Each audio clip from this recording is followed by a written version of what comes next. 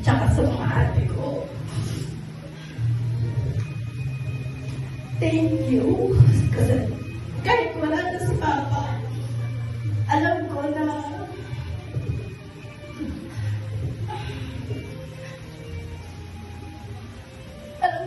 pinupunan niya at pinitungpunan yung presence ni Papa. And gusto ko kayo i-appreciate kasi hindi lang sa financial, sa lahat ng aspeto ng buhay ko, nandiyan kayo.